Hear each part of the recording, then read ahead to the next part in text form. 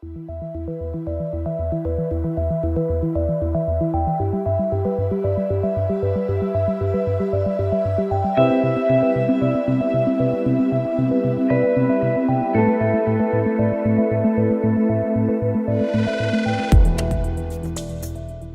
day neurosurgery වලින් අපි අද කතා කරන්න බලාපොරොත්තු වෙන්නේ මේ රෝගීන්ට ශල්‍ය කර්ම පිළිබඳව තියෙන යම්කිසි බයක්. ඒ කියන්නේ අපි දන්නවා මේ ඒක අනියත බයක්ම කියන්න බෑ. සමහර ලාට ශල්‍ය කර්මයක් කරොත් අතපය පන්න නැති වෙයි, ඇවිද ගන්න බැරි වෙයි. එහෙම වෙච්ච අය ගමෙත් ඉන්නවා. මේ විදිහේ දේවල් අපිට රෝගීන් කියනවා.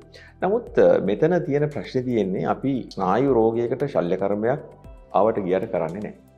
ඒ රෝගියාට ස්නායු ශල්‍ය කර්මය නොකර හිටියොත් ඒ රෝගියාගේ ජීවිතයට හානියක් වෙයි කියලා හරි එහෙමත් නැත්නම් අතපය දුර්වල වීමක් වෙලා ඒ රෝගියා එක්තැන් වෙයි කියලා හිතන අයගේ පමණයි අපි ශල්‍ය කර්මයක් කරන්නේ.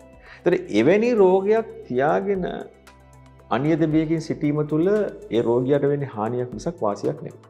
ඔබට තියෙනවා නම් එවැනි නරක අත්දැකීම් තමන්ගේ මිත්‍රයින්ට කාට හරි වෙච්ච දෙයක් ඒවට හේතු සාධක හොයන්න ඕනේ. ඒ හේතු සාධක සොයලා ඒවට නිසි ප්‍රතිකාර කිරීම මගින් ශල්‍ය කර්මයෙන් යම්කිසි ප්‍රශ්නයක් ඇති වුණා නම් ඒවට උත්තර හොයන්න පුළුවන්. නමුත් වර්තමානයේ තියෙන අධි තාක්ෂණික උපකරණات එක ගත්තාම විශේෂයෙන්ම අන්වීක්ෂය, එන්ඩොස්කෝප් කියලා මේ අපි ඇහැ කුඩා දේ ලොක් කරලා බලන විශාල කණ්ණාඩි තියෙනවා. ස්නායු ශල්‍ය කර්මය තුළ පරීක්ෂා කිරීමේ හැකියාවන් තියෙනවා. මෙවැනි විවිධ උපක්‍රම භාවිතා කරන්න පුළුවන් නිසා නිසි අවස්ථාවේ රෝගයකට ප්‍රතිකාර කිරීමට තියෙන අවස්ථාව මගහැරගත්තොත් බොහෝ වෙලාවට රෝගීන් මේ ස්නායු රෝගය නිසා පසු කාලයකදී ඊට වඩා බරපතල තත්ත්වයකින් උදාහරණයක් හැටියට සමහරලාට ඇවිදින්මින් හිටිය කෙනා ඇවිද ගන්න බැරුව වෙනවා. සමහර කෙනෙක් රෝද පුටු වෙනවා. මේ ළඟදිත් මේ විදේශගතව සිටි කීප දෙනෙක් මාව එයාගේ වේදනාව වැඩි වුණා, වෛද්‍ය උපදෙස් ගන්න ප්‍රමාද වුණා.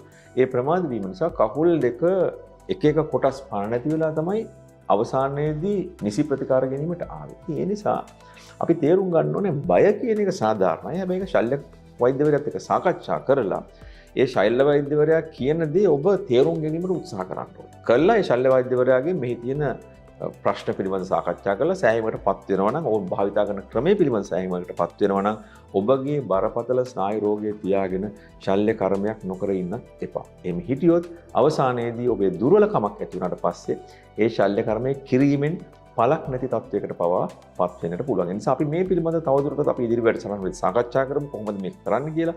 නමුත් දැනට ඔබ තේරුම් ගන්න ඕනේ මෙහි ඇති වැදගත්කම.